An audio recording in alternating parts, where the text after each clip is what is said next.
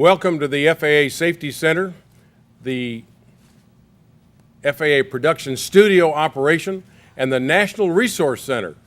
I'm your host, Walt Schammel.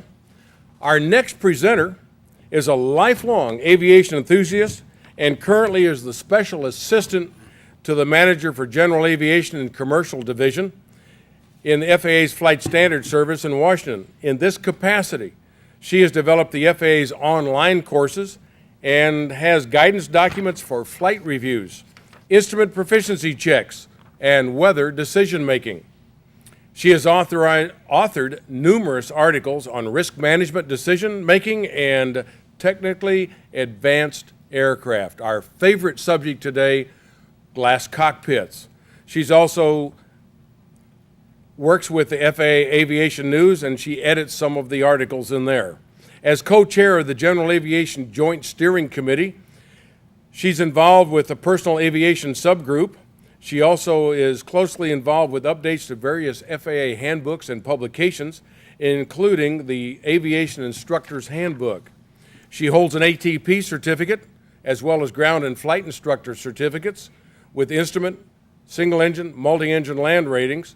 She is a master CFI, master ground instructor with the National Association of Flight Instructors, and she's worked as an instructor for various flight schools in Northern Virginia. She is presently instructing at the Leesburg-based Flying Club and the Virginia wing of the Civil Air Patrol, where she serves as an instructor check pilot and director of standards and evaluation. She's also a member of Civil Air Patrol's National Flight Review Board. She's closely involved in the development and delivery of the G1000, Garmin 1000 transition training program for pilots seeking to fly the G1000 equipped Cessna 182s. She's a member of the National Association of Flight Instructors, the 99s, the Experimental Aircraft Association, and the Aircraft Owners and Pilots Association. Carolina, and she now lives in Northern Virginia. She has a BA in International Relations. She's from the University of North Carolina at Chapel Hill. She has a master's degree in education from the University of Phoenix. Her work experience includes serving in the United States Department of State's Foreign Diplomatic Service, during which she worked at U.S. embassies in Panama City and over in Bangladesh. With that background, her topic today is cloudy skies but clear judgment. Let's welcome Susan Parsons. Thank you. Thank you. It's wonderful to be here, and I've been outside enough to know that down here there are clear skies, and it's absolutely wonderful because when my flying club partner and I left Northern Virginia yesterday, we definitely had cloudy skies. And it was, we ended up having to sit on the ground for an extra hour and a half and wait until it was time, until we had enough visibility and ceiling to safely depart so we could make it out here. You know, I think we all know how to get weather information, and we're all really good at going to the briefing, getting briefings from various places. And I don't know about you, but when I first started getting flight weather briefings, I would get it in, I would get these printouts from Flight Service, and it would look sort of like this. I would come home with this big stack of paper or go to the deck and say, okay, now where do I start?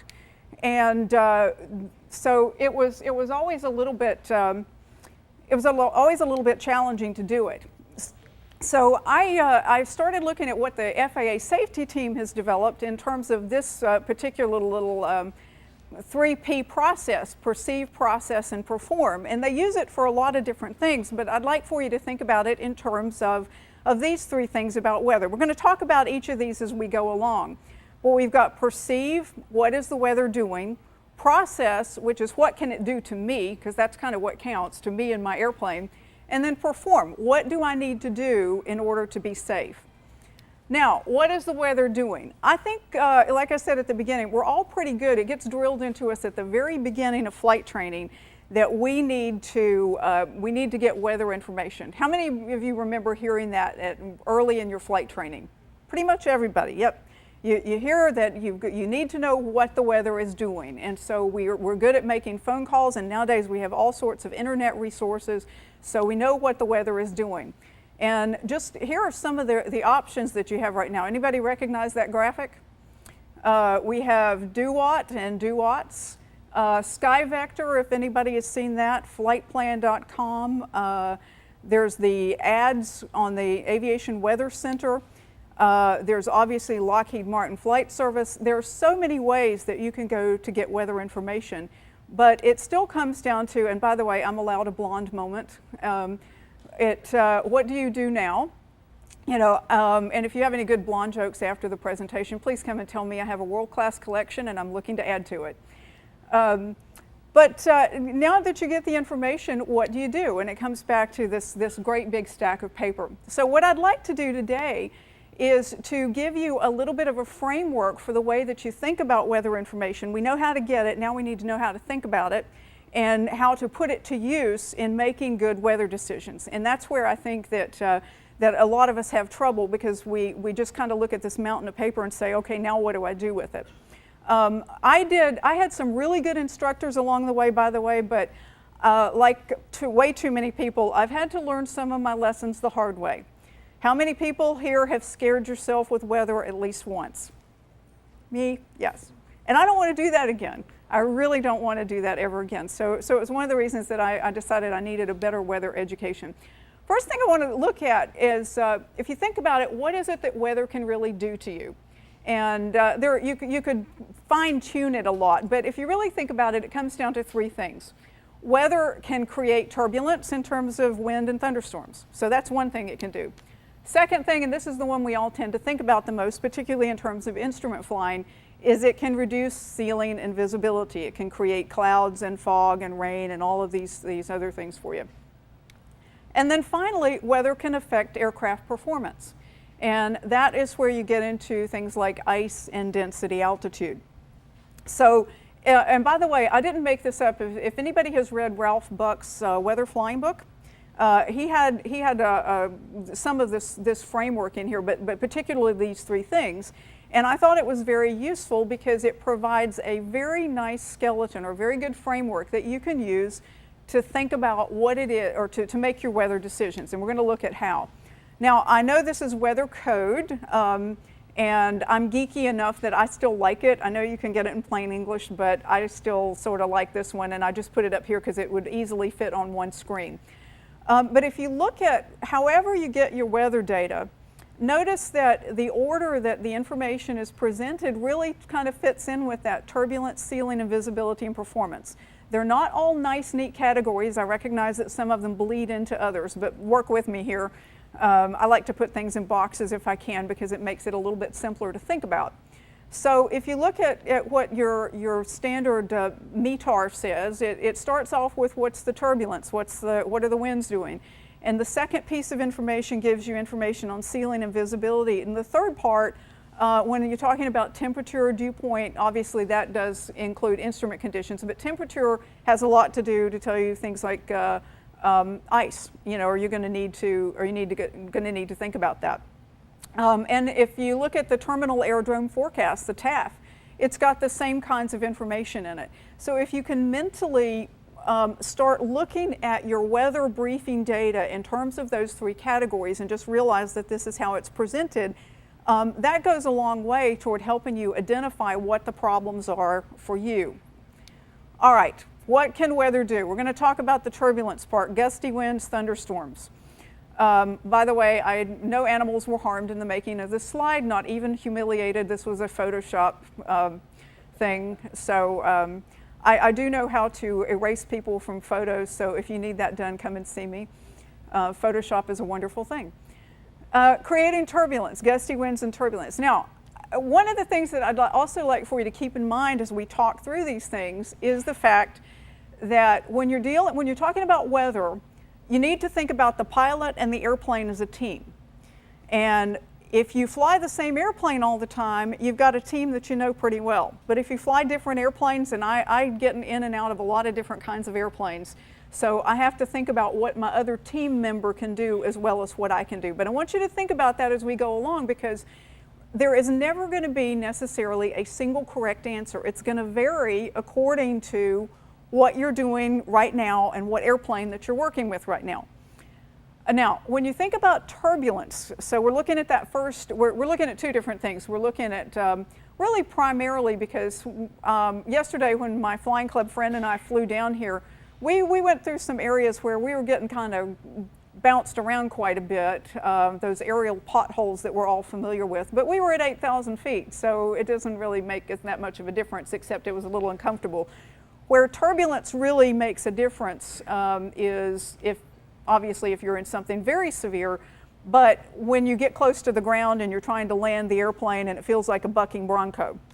So I would argue to you that when it comes to turbulence, you need to look at it as both a pilot issue and an airplane issue. It's pilot proficiency. You know, how good are you at winds? How good are you at turbulence? How good are you at crosswind landings? How long ago did you practice? Because the fact that you may have been really good at an almost direct crosswind, I hope you don't do that, at one point doesn't mean that you're good at it if you haven't done it in 6 or 8 months or even 6 or 8 weeks. So pilot proficiency is definitely an issue in thinking about your weather decision making if turbulence is out there. Now the other thing, and here's where pilots, we all have egos, we really do. And we hate to admit that there's something that we can't do. So here's your out right here. The airplane is at fault because you have it's not a limitation. We know that it's just the maximum demonstrated crosswind component of the airplane. But I don't know about you, but when I look at the book numbers for things like maximum demonstrated crosswind component, I always think about in terms of, okay, this was a test pilot who was, as they say, simulating average pilot skills.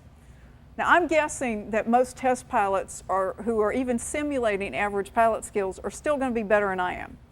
So I don't really want to go to the point that they demonstrated. So your airplane has, again, it's not a limitation, but when you look at the maximum demonstrated crosswind component, there really are things that the airplane can and can't do. And has anybody besides me ever run out of rudder? You know that saying? I did this years ago in a Cessna 150. I was learning to fly from the right seat. And my instructor, we were in a pretty rocking crosswind, and my instructor kept saying, more right rudder. That's one of those things you have to say to be a flight instructor. And finally I said, Warren, I don't have any more right rudder. And he kind of put his foot down there and, oh, okay, so let's go around again. So we go around again. And that time he says, let me take it. Have at it. He drifted worse than I did, for the record. We did get back in, and when we landed that time, he said, I think we should park it now. I think we should. So we did. But I have experienced the fact that the airplane you actually, no matter how good you are, you may be at the point where the airplane just doesn't have enough rudder authority to counteract the crosswind. So again, you want to think about this one in terms of what can I do and what can the airplane do? So let's look at these questions. Can the pilot and aircraft team handle the current and forecast wind conditions? That forecast part's kind of important too, because I can tell you about a time or two when I have departed in dead calm conditions, and it hadn't been dead calm when I got there. And I've heard people say to me before sometimes, well, I'm not planning to go out and fly in this. Well, maybe you're not, but we don't always get what we plan in aviation, and we don't always get the weather that we were promised by the forecasters either. So you want to think about what is it going to be, what is it likely to be. Now this is more for the altitude. Now, do you know the power setting for maneuvering speed at the expected weight for your airplane? I mean, do you know how to configure it so that you can be at or below maneuvering speed when you go into turbulent weather? And because thunderstorms always have turbulence associated with them, you also want to make sure that if you're going to be, this is more the altitude than obviously the landing, unless you're trying to land really quickly in front of a thunderstorm. Do I have the conditions and equipment to avoid thunderstorm encounters? And let me say a word about data link here. I love data link. I absolutely love it. Have it on my GPS 496, and it's kind of getting to be like some other technologies. I have no idea how I lived without it. The only thing is, I guess I just didn't know it was there. And once you get it, it's great. Remember that data link is not real time. And I have flown, there was one time coming back from a friend and a trip, and we were looking at some bad weather, possibly convective weather in the area. And it was very hard, even though I knew that data link was not real time, it was very hard to look at that screen picture and not think that it was right in that place. So you have to mentally try to transpose it.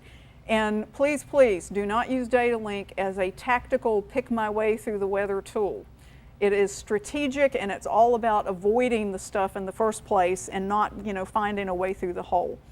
So, because that's a good way to return to Mother Earth under conditions that you don't want to come down in. Second thing, reduce ceiling of visibility. That's the second big thing that weather can do, and this is the one we all think about. This is the reason we get an instrument rating. How many people have instrument ratings? Instrument flying, okay. Now, notice that I've got two things here that are significant. One is that there's nothing here on the airplane. Now, yeah, you see a lot of airplanes out here on these showgrounds today that are not intended for instrument flight, so in that sense it is an airplane issue. But a lot of the things that we're likely to go rent and fly, and if you own an airplane that you travel in at all, you're going to, it's very likely to be an instrument-equipped airplane, so that's kind of a given. But the point I'm trying to make here is that the airplane doesn't really care if there are clouds out there or not. The airplane doesn't see it. The airplane doesn't notice if it's upside down or right side up, but you do. So I think of the clouds, the ceiling visibility part, as being primarily a pilot issue. And there are several questions that you need to be able to ask yourself here. First of all, am I instrument rated? If you're not, don't go mess with it.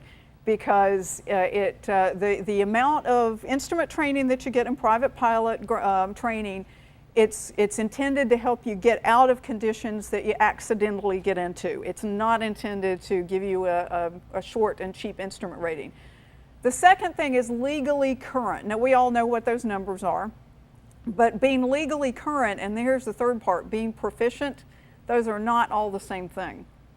So there are many times when, in fact, I can't think of any time when I haven't been legally current, but I can sure think of times when I haven't done enough, and I haven't done enough, thought enough, practiced enough to feel like I was really proficient.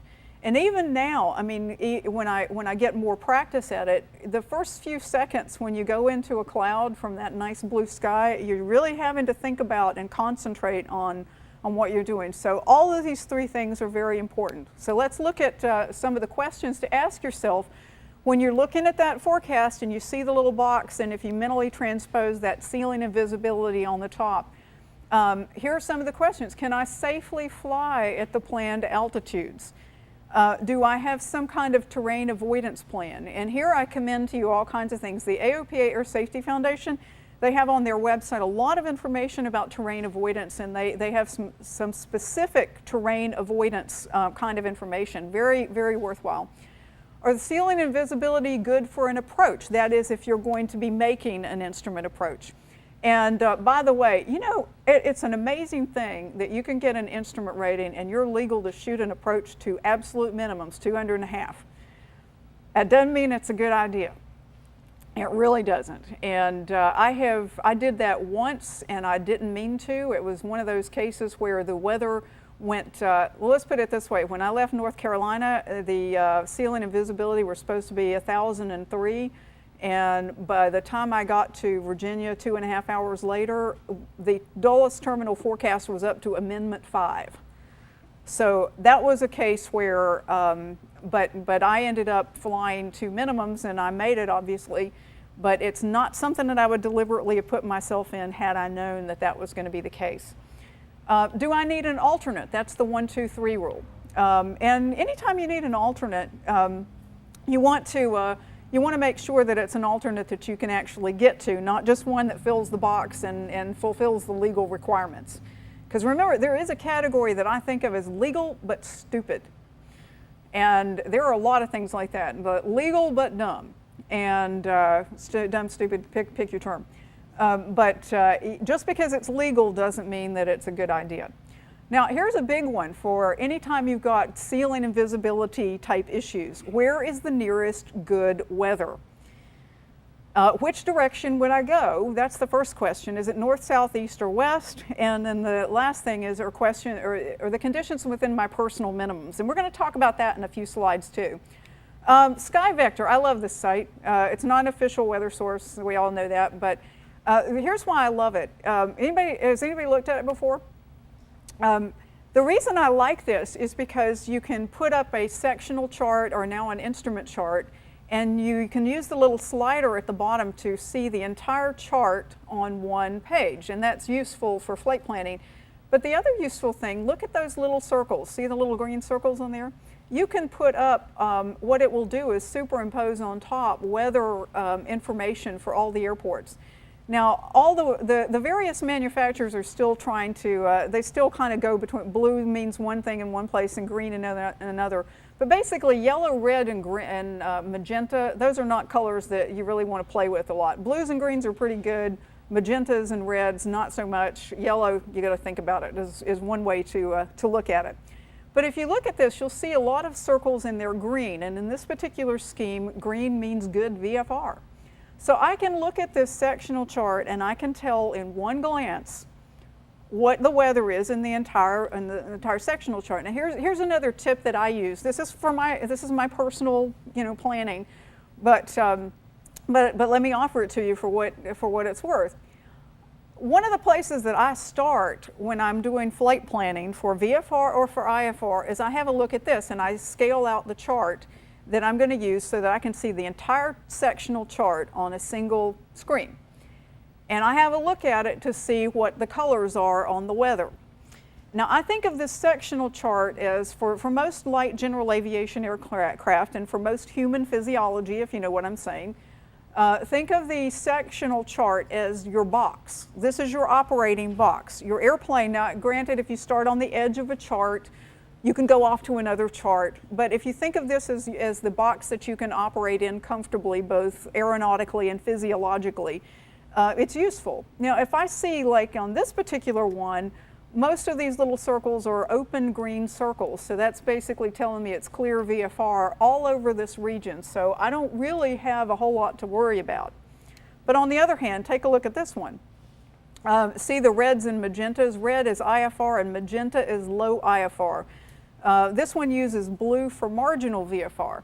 And by the way, another thing you can do is move your mouse over the station model and it will tell you, it'll give you the forecast or the METAR, whichever, or it gives you both if it provides it for that particular station.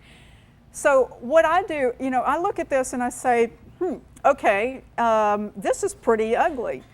And if I were to launch in this, I remember a second ago I said, where's the nearest good weather? Well, on this particular chart, and I blew it up a little bit so that you could see instead of looking at the whole thing, but in this particular section of the chart that we're looking at, there isn't.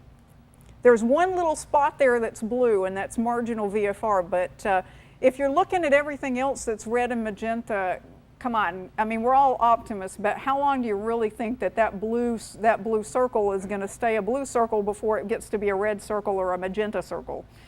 And by the way, the filled circles, that means overcast. So if it's open, it's clear, and if it's filled, it's overcast, and then they have the fractions in between. So this is a great tool to look at and see right from the very beginning, do I need to go any further? Give you another example. A couple years ago, the friend who flew down with me yesterday, he and I were going to go flying around on New Year's Day. We were going to start the new year out right. And it had rained overnight, and it was supposed to get better. Emphasis on supposed to. But as is so often the case, it kind of didn't. So I pulled up this and I started looking at it, and through the entire the Baltimore-Washington, or the Washington sectional, which I was looking at, it was all red and magenta. There were no signs of blue or green anywhere. And I forget who called whom, but we kind of said, I don't think we're doing this today. No. Because there was really no easy place that we could get to. So you want to know, first of all, is there good weather? Second of all, which direction it is. And then here's the big one, can I get to it? Because fuel is always an issue. And if there's good weather, I mean, if you look out and there's good weather, 500 miles away, okay, but can you get that far? So those are just kind of some of the things that you want to keep in mind as you go through this. Third is, what can weather do reduce aircraft performance? And here we're talking about ice and density altitude. Now, here is the ultimate golden out for pilots and egos. This is definitely the airplane's fault, because there are certain, if you look at the performance charts in your airplane, and again, please bear in mind that these are done under controlled and really best possible conditions, not necessarily the kind that we fly in, and they're usually done with new airplanes. And I don't know about y'all, but I don't get to fly new airplanes all that often. Some of the ones that I've been in have been beaten up pretty hard by student pilots, just like I was. I did not always do excellent landings, and in fact, unfortunately, I still don't. I try, but it can reduce aircraft performance. So if you're looking at issues where you have either thunderstorms with a lot of turbulence implied in them, or if you're looking at a situation where you have density altitude issues, high altitude, high temperatures, high humidity, any of those things, there may be conditions in which the airplane simply cannot do what you need it to do. And this is where you can tell those passengers or anybody that you need to tell, including yourself, I can do it, but the airplane can't. Sorry. The airplane just cannot climb. It can't carry what we're asking it to carry. It can't go where we need it to go.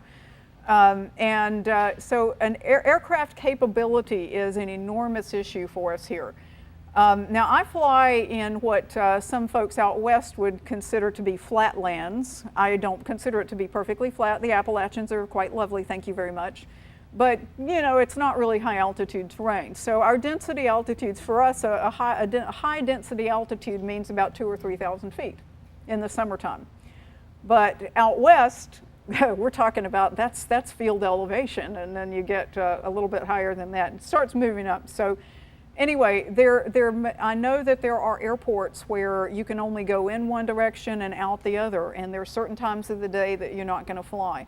But here's where you really need to be familiar with your aircraft and its performance characteristics and what it can do and can't do, because we've all heard the stories and occasionally even seen videos and pictures of people who've tried to take off in high density altitude conditions and just simply, you know, didn't have the aircraft performance to do it. So here are some of the questions to ask yourself, and it's all part of basic good pre-flight planning. Okay, what's the aircraft performance? What can I expect from it? What are the takeoff and landing distances? Because remember that if you have high density altitude, it's going to affect your takeoff distance and your landing distance. And I occasionally have people I'm flying with or doing check flights for, I'll have them do an intersection takeoff. Now I know full well I'm not going to ask them to do it unless I'm absolutely sure that the airplane can do it, but there's one particular place I like to go, and it's a shorter runway. It's still way long by a lot of standards, but it's shorter than they're used to, and they're looking and seeing some trees at the end. And that's where you start thinking, maybe I really do need to do these performance calculations. And then what about climb and cruise performance? Cruise, you know, let's assume you're at altitude. Now you need to know that because that obviously gets into fuel burn and other issues. But climb, if you're looking to out-climb terrain or obstacles, you need to care and you need to know. And so those are sort of the things that you need to look at. Another thing is the forecast freezing level. There is not a general aviation airplane. I know there are a lot of airplanes nowadays that are coming out that are certificated for flight into known icing, and there are other airplanes that have ice protection. But for many of us, we're still flying airplanes that don't have those capabilities. And frankly, there are some icing capabilities that no airplane, no matter what its system is, they just can't do it. And ice belongs in drinks, like margaritas, for example. Ice does not belong on airplanes because it's a very surefire recipe for one of those quick returns to Mother Earth, and you don't want to do that. So when you're looking at your, now when I was talking about I showed you the earlier slide where we looked at METARs and TAFs, and if the surface temperatures are pretty close to freezing, what happens to the temperature as you climb? It goes down, generally speaking. So if it's already freezing or close to freezing, when you're on the ground and you're going to be climbing, and particularly if you're going to be climbing into a cloud, here's where you really need to start thinking about what the freezing level is, and am I equipped for it, and what is my escape route? Gets back to that, where's the good weather, where are there no clouds, where can I go? There are a lot of advisory, and please let me emphasize advisory, tools nowadays. If you don't know about ADS, Aviation Digital Data Service Weather on NOAA's website, it's a great site to look at. They have a lot of useful information, including there is an icing tool, and again, it's advisory. The idea is to start giving you a place to start. It's not something that you can take and write into stone as this is what I can absolutely do. But there, you can specify the altitude and the place that you are, and it will show you where the forecast or the potential for icing is greatest. So part of what I want to get across to you is use all the tools at your disposal. We have an unprecedented, more than any other generation of pilots has ever had, probably an unprecedented amount of information available to us. And so part of it is what I'd like you to carry away with you is there's a lot of stuff out there to look at, but the second piece is what we've been talking about. Try to look at it in terms of these three boxes that we're talking about and the pilot aircraft team, and that will allow you to make the most and the best use of the information that's available to us now. Okay, personal minimums, what are they? Because I mentioned that in an earlier slide, and I do want to spend some time talking about this because this is one of those things that I heard about from the get-go, and I had no idea what to do with that. Personal minimums, oh yeah, yeah, it sounds like a good idea, but what do I do? How do I do that? And so I'm going to offer you a little, I actually do a whole seminar on personal minimums, and we're not going to do that today, but I want to give you some ideas to start with here. Here is an official definition of, and by official I mean I Googled it like everybody else. If you Google personal minimums, it's amazing what will come up. So I Googled it and then I distilled it into this. It's an individual pilot set of procedures, rules, criteria, and guidelines for deciding whether and under what conditions to operate or continue operating. Nothing wrong with that, perfectly good definition, but it sounds kind of abstract. At least it did to me. And I don't do abstraction very well. I'm a concrete kind of person. So I thought about it for a while and I came up with another one. And remember this image. This is a guy fueling an airplane. We're all familiar with fuel reserve requirements, yes? What are they? Yep, 30 minutes, 45 minutes. Now, just a quick word on that. 30 and 45 minutes for fuel, those are the rock bottom bare minimums. I don't like to do that. An hour is as low as I would ever care to go. But anyway, the idea of a fuel reserve is this is the fuel that you're not ever supposed to have to use. This is the buffer that if you really got in a pinch, you've got it, but you're not ever supposed to plan to use that reserve fuel. Okay, now personal minimums, if you think about it, it's kind of the same thing. It's the same concept. I think of it as a safety reserve between the skills, and remember the pilot aircraft team here, between the skills and the aircraft performance that are required for the specific flight you want to make, and the skills and aircraft performance available to you through training, experience, currency, and proficiency, and of course aircraft performance capability. And by the way, I apologize, I was about to go into my North Carolina twang there for a second. I have real problems with words that have I-L-L. I go eel. I tend to make them skills. But anyway, skills and aircraft performance. So keep this definition in mind. This is part of what you're trying to do with personal minimums. You want to develop something that's going to give you that performance equivalent of a fuel reserve. Now, criteria, prefab versus custom built. Now, if you go look up, there are a lot of charts out there that'll tell you how to develop personal minimums, and I just came up with the prefab versus custom built because I like this idea, but there are a lot of things they'll say, okay, if you have, and this is something that we pilots are very vulnerable to. We like numbers, and we like precision, and we like charts, and we like being able to go, okay, this, and this, okay, there's the answer. Well, this requires actually a little bit more thinking. And we're actually pretty good at that too, but we don't do it as easily as we do looking at charts and graphs. But there is often a temptation to look at things in terms of, okay, I have 5,000 hours, I don't, I wish I did, but I have this many hours and I have this many approaches, and so therefore I should be able to do X, Y, and Z. But really, that's not the issue. What you have done in the past, you know, however distant that was, it's useful in terms of a foundation, but what's really more important is what have you done, it's that proficiency thing we were talking about with instrument flying. What have you done recently and comfortably? Not what's the scariest thing I ever survived without bending an airplane. I've done those too. Okay, so custom-built personal minimums tailored to individual training, experience, currency, and proficiency with all the things that we've just been talking about, the weather buckets, the categories. Ceiling of visibility, winds, performance, and all the characteristics of the pilot aircraft team. Because you always have to consider not just what I can do, but what the airplane can do too. Okay, and if you're going to think about building your personal minimums, like I said, I do a seminar on this, and I'm going to run you through some of the steps really quickly. But the first one is to look at what your experience and currency actually are. Now, the reason it doesn't, I'm not trying to denigrate the idea that if you've got a lot of experience, it's worthless, because that's not the case. It's like at one point, Walt mentioned that I lived in Bangladesh for 2 years, and the State Department taught me to speak Bengali, and at one point I was actually pretty good at it.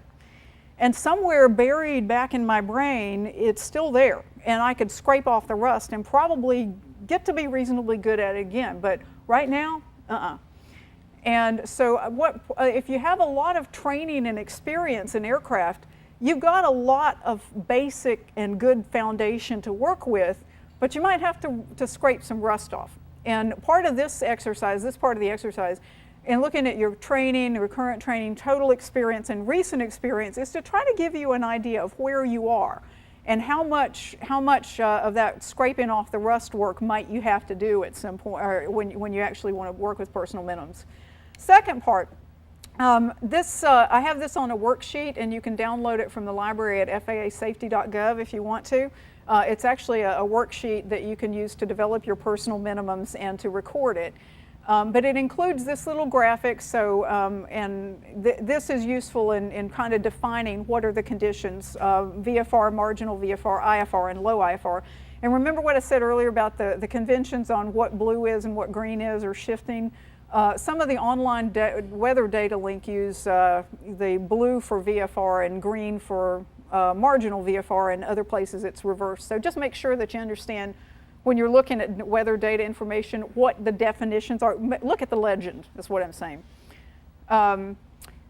So now the next step that you would take in doing your personal minimums is to look at what is your experience and comfort level. And when I'm doing this with people I'm doing flight reviews for and other things, I always say, well, look, you don't have to fill out every square. In fact, you probably shouldn't. Under that low IFR piece, will I deliberately go into low instrument conditions? Absolutely not. And personal minimums are about making some of your decisions in advance of when you actually have to think about doing something. So I don't have any personal minimums for low IFR because I'm not going to deliberately go there. The same thing is true for the marginal VFR in my part of the country. I live in Northern Virginia. And in Northern Virginia in the summer, it gets pretty hazy.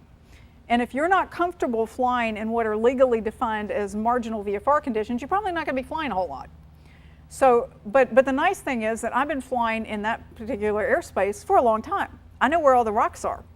And I know where all the airplane stickers are too. You know what airplane stickers are? All those radio towers and cell phone towers, I call them airplane stickers. So I know where they all are. And I do keep an eye out because they keep popping up all over the place. But if you know where the rocks are, and you kind of get used to this as being somewhat normal in certain circumstances, you can do that because I've got recency, proficiency, and a certain comfort level with that. Would I do marginal VFR at night, even in my home airspace? Thank you, no. I don't want to do that. I would rather go IFR. So when I fill this out for myself, I have some stuff in the VFR, I have some stuff in day marginal VFR, and then day and night IFR, but I don't have anything in the low IFR and the night marginal VFR boxes. So again, this is a little bit of that thinking exercise. What is it that you are comfortable and proficient in doing. And yours is going to be different from everybody else's in the room. Second thing is, remember we talked about winds and turbulence. Okay, what's the most that you have done comfortably and recently? And again, this does not mean what's the strongest crosswind I've ever landed in without bending the airplane, or what's the most white knuckle thing I've ever done. Now, I had one like this. There was one time I was coming back from North Carolina after a cold front had passed, and I was getting hammered over the ridges, and there was a lot of mountain wave turbulence, and I was thinking, this landing is going to be kind of interesting, I'll bet. And I got a little closer to Leesburg, and I'm listening, and not too many people are flying. Okay. I guess I'm going to have the airport mostly to myself. And so I called out a few miles out to the Unicom, and the guy who was working at the time, he had one of these big, booming, wonderful radio announcers' voices. Oh, 7-1 Romeo, welcome home. You want the winds? I said, yeah. And Leesburg has runway 17 and 35. The winds were 280 at 16, gusting to 26. Oh. So here's where I start channeling my instructor's voice. You know, he starts telling me, I start hearing this guy's voice, just like I hope all of the people I fly with, I hope they hear my voice in their heads. I really do, with all the good stuff that I've told them. But I was hearing his voice telling me how to think about it and how to work the crosswind and do this. So I had already decided, I'd mentally done a catalog of all the other airports in the area, so I knew where I could go as an alternate. So I said, okay, I'm not going to use flaps, and because this is going to be pretty gusty, and I'm going to do this, and I've got a long runway, so I'm not going to worry about how long it's going to take me to get down. I'm just going to use every foot of it if I need to, and I'm going to try it once, and if I don't make it once, I'm going to go to this other airport because it's more aligned with the wind, blah, blah, blah. So all the way down, I was hearing, you know, my knuckles were white, I'll tell you. I'll admit to that, and I was really fiercely concentrating on making this happen. And I did get it down, and I have to tell you this little story because one of the instructors, kind of a tough guy, he came out after me and says, great landing, 9.5. All right, I'll take that, but I want to know why you docked me 0.5. You smoked a tire. Well, yeah, but I didn't bend anything, and I didn't break the airplane. So anyway, 9.5 is the best I've ever done on a graded landing from the tough crowd out there. The other piece of this story is that I had come back from, I had had an expedition to clear out some things from my childhood bedroom. And in the right seat of the airplane was a giant teddy bear. And I had to wait until all those guys at the airport kind of dissipated from discussing my landing before I could go retrieve my teddy bear and carry it across the ramp, because I wasn't going to do that after that. You know, I had done this cool pilot landing, and I was not going to mess that up by carrying a teddy bear across the ramp. I remember that day. But I want you to, when you're thinking about these things, I could tell you, yeah, I landed successfully too in pretty much a gusty, almost direct crosswind. Would I have done that deliberately? You know, if I had known in advance that those winds were going to come up to that? No. That was another one of those amended forecast things. So this is not what you have been, you've survived, it's what you have thrived on, what you've done comfortably. And then the last thing, you want to look at performance and comfort levels, shortest runway, highest terrain, highest density altitude. I already told you that in my part of the country, it's actually fairly tame in a lot of ways. We have visibility issues, but we don't have particularly high mountains. We don't have particularly nasty density altitudes. But I have acquired a great liking for Arizona, and it's a little different out there. So I'm going to have to learn a few extra lessons about density, altitude, and operating in different circumstances. So these are the things that you want to look at. And again, you don't feel like you have to fill out all the squares. Sometimes we do. But I put it down in different ways, like single engine, multi-engine, and make and model, so that you have a different, you have different ways to look at it and think about it. Because it still gets back to the pilot aircraft team. And here's one way to think about that. You may be super pilot, but if you're flying a super Cub, you still got some limits. And you may be flying the latest G-Whiz bang technology, and I love flying the G1000 stuff, But just because it looks like an airliner up front, it's still bolted into a general aviation aircraft, a general aviation airframe. So there are still things that you can't do. And here's where that team thing comes in too. You can be the greatest pilot in the world, but you can't make up for what the airplane can't do. And you can be flying the greatest airplane in the world, but believe me, the airplane can't make up for what you can't do either. So you got to be working together here.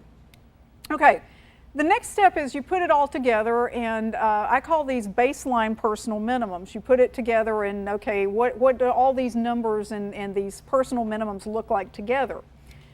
And then you want to adjust for other conditions. Now these came out of my head, so you should be suspicious immediately.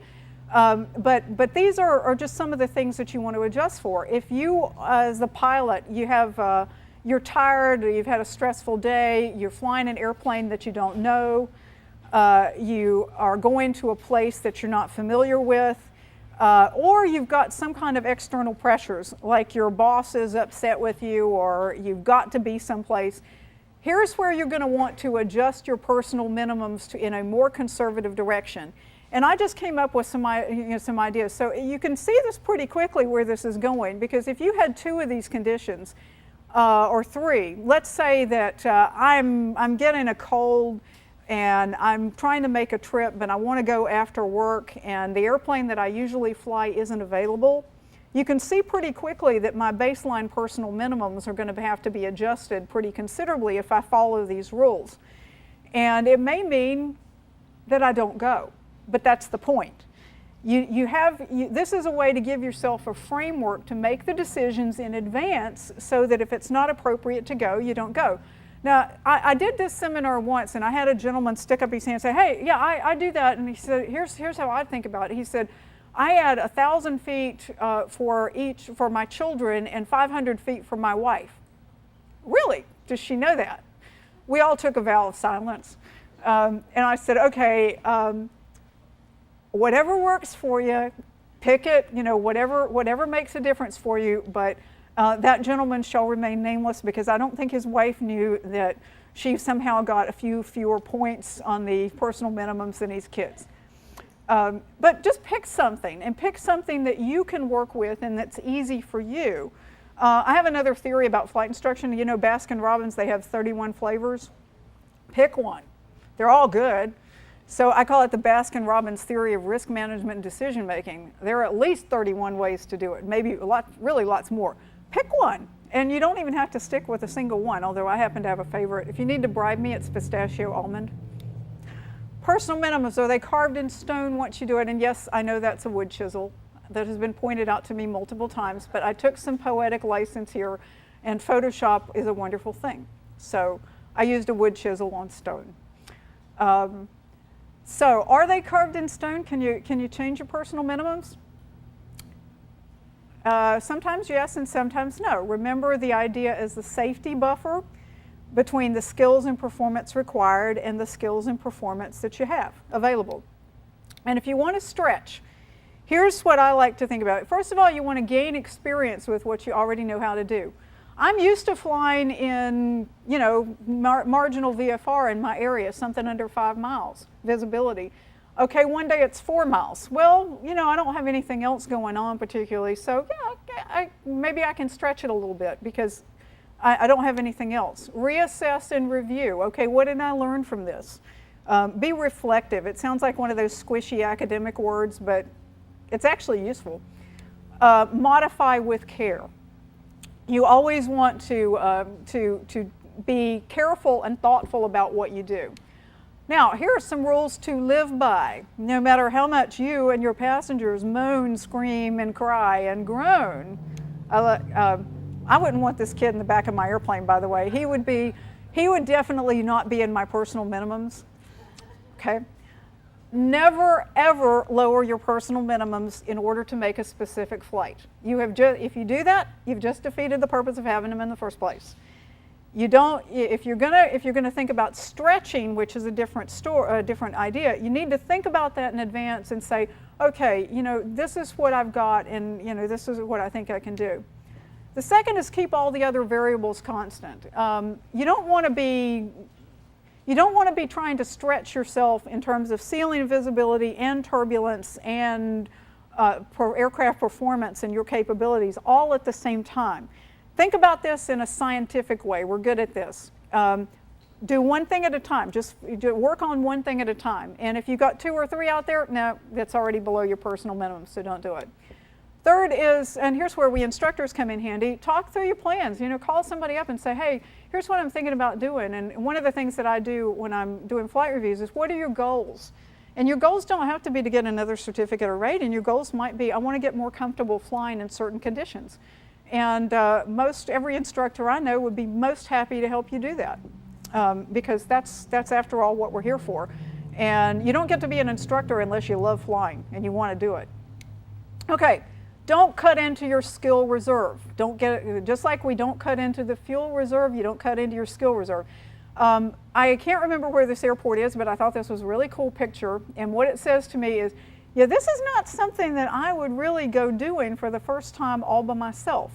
And a lot of people have talked to me because they know that I'm interested in Arizona. Oh, you ought to try Sedona. Well, they call it the USS Sedona for a reason.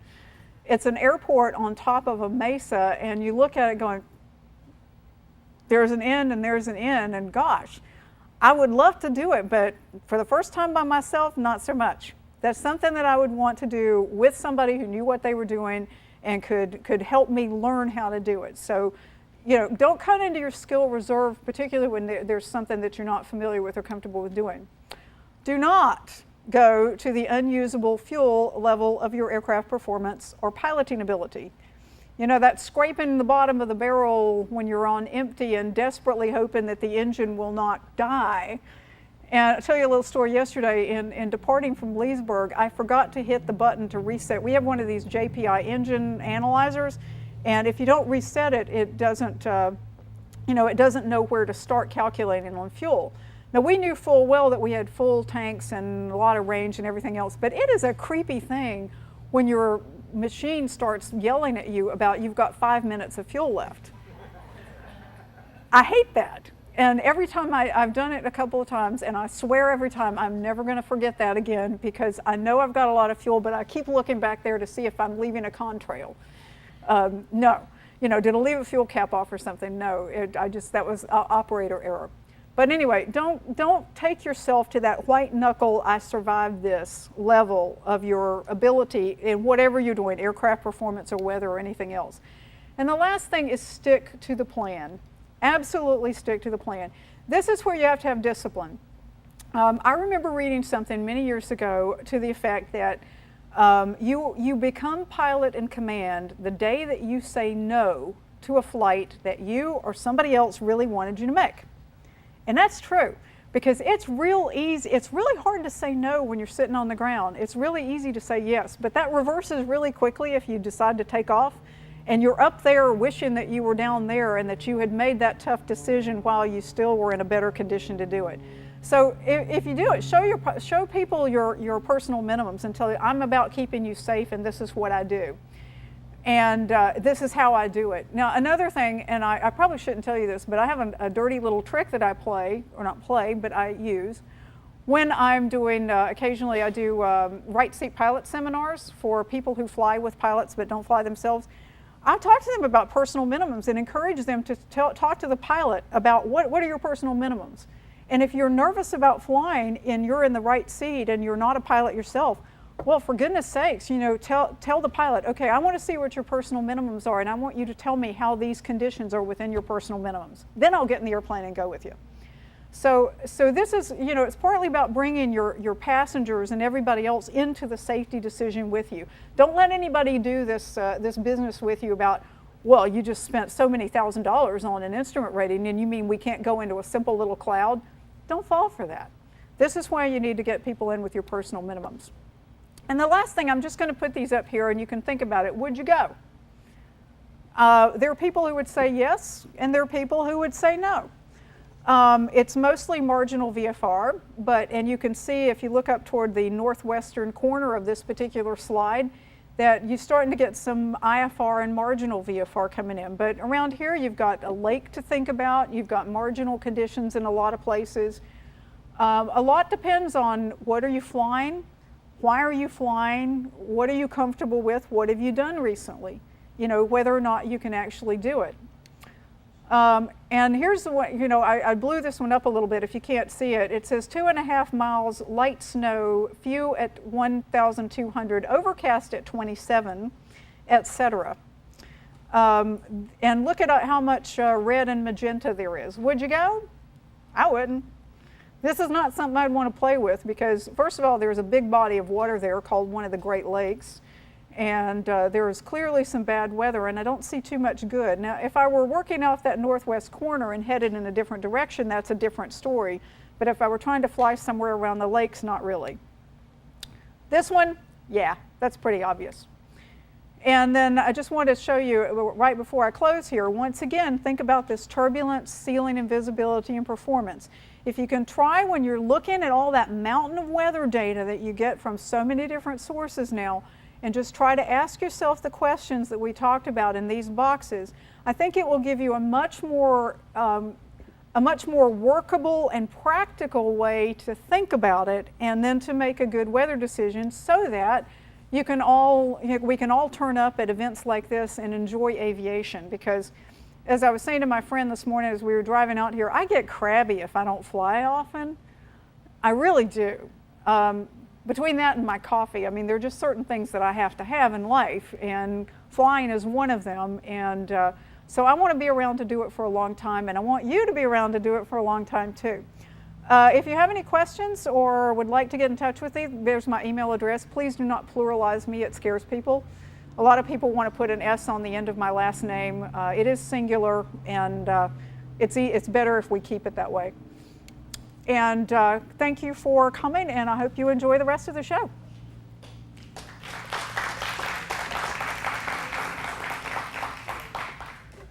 How about some questions from the group? I can do that. Are there any questions?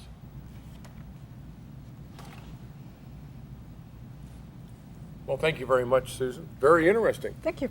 A lot of that good review stuff, and we used to laugh about, I don't know what you're checking the weather for, we're going anyway. And we've known a lot of accidents from exactly that attitude. Absolutely, we have. So it's very important to check it and to know what you're looking for and what you're doing and to know how to think about it. And unlike the Coast Guard, when we go out, we want to come back. We absolutely want to come back. I think they do too. They sure do now, but that's the plaque that was in the headquarters building that said you don't have to come back, but you do have to go out. But you do have to go out. Well, another way to think about it is there are no emergency takeoffs. There are emergency landings, but we don't, unless somebody's shooting at you, and for most of us that's really not the case. There aren't any emergency takeoffs. Well, I don't carry any congressmen in the airplane anymore. Why not? They were shooting at them. Yeah, you must have been going in some very interesting parts of the world then. Well, y'all come back in another hour. We have Dan Seeley. Oh, we have a question. Go ahead.